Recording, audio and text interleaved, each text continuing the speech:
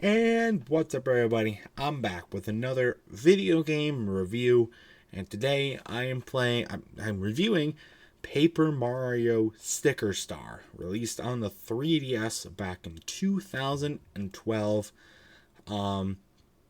Now, this is a game, like I said, with Bowser's Inside Story. If you've seen that review, go check it out if you haven't.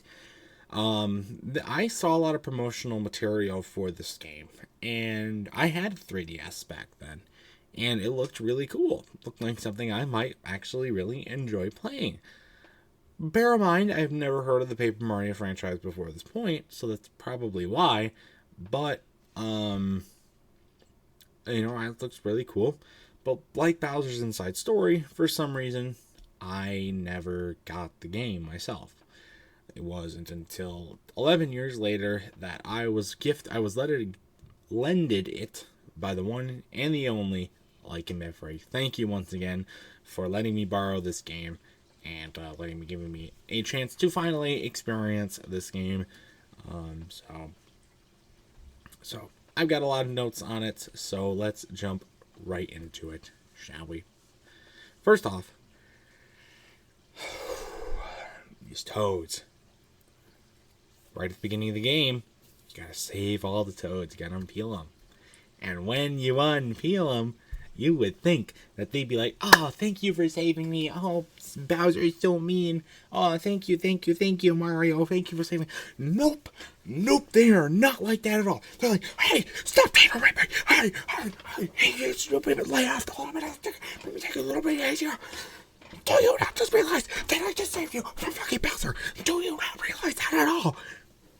Good God, please be a little bit more grateful, be a little more humble, because you just got your asses saved. Your fat ass head could not do anything against Bowser, so stop saying you could." That pissed me off at the beginning, really did. I need to get that off my chest. Continuing. Why is it a competition to see who can get folded more? Some of the toads also saw that as a challenge, I guess. It was weird. And, I'm still on the first part of the game, but there's so many toads to find just to continue on in the game. And they're hidden in the stupidest places. I mean, there's like 100 of them as well. And they're just hidden in the stupidest places. And again, like I said with Paper Jam, if it was just a side thing, that'd be fine. But this is the main thing that you have to do to continue in the game. And it's super dumb. And then the Crown Girl thing, she's very annoying and unhelpful in my opinion. And I get it, I get why she's there, but it's just really, really stupid and more of a nuisance than anything for me. I thought the music for this game is different than past Paper Mario games that I have played, which is only a couple to this point, but I think it's still pretty good. Decent music for sure. And then, the big piece of this game that differentiates it from other Paper Mario games is stickers. And they act out as items that you use in combat. You can find them everywhere. And then you put them in like an album. And I think it's really cool that you put them in like an album like you would for most sticker collectors would do. Though when you use them in battle, you have to use a lot of them. And that means they run out really, really fast.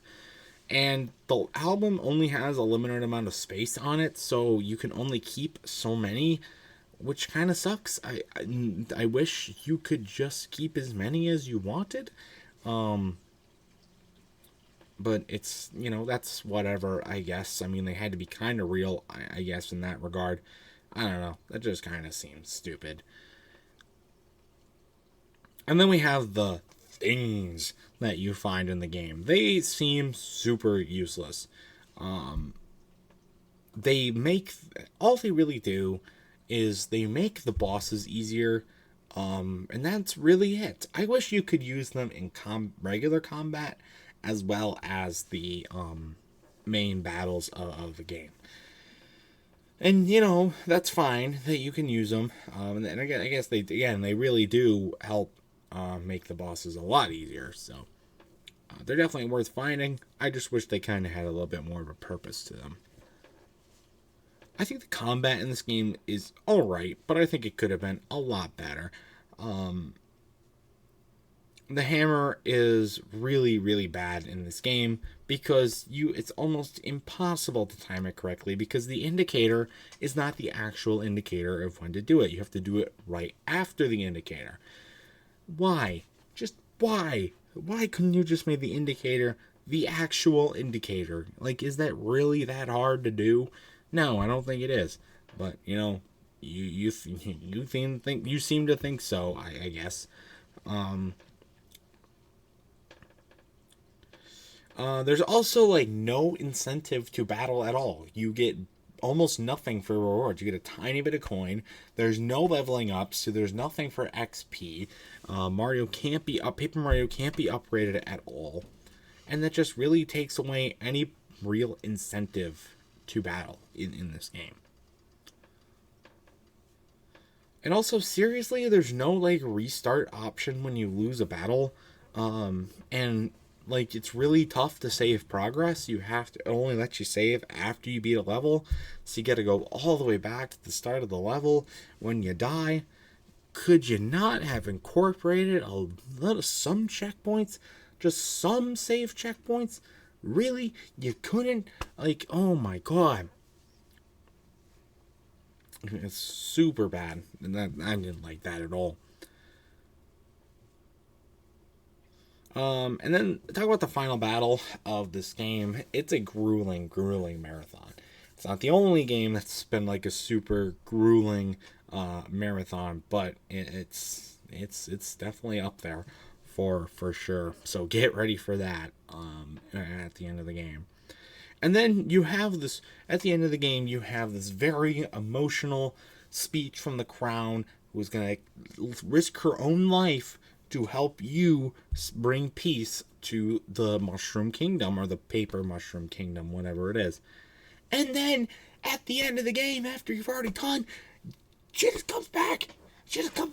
Everything from that speech, that whole scene, everything there, completely redundant, because she just comes back. Seriously? Like, maybe, it would have been fine if they didn't make it so elaborate, but they do. And if she's gonna come back, don't make it so elaborate. She's not gonna come back. Why? Just all that work completely wasted. Nothing done at all. It just really, really pisses me off. And then my overall thoughts about this game. Big complaint I see from people about this game, that it's boring and not very innovative, and kind of a letdown. And while I could definitely see that, this game is pretty boring. This game's not the most exciting game in the world. I haven't played a lot of the other Paper Mario games that they're saying that this game references and kind of just takes a lot from. So I can't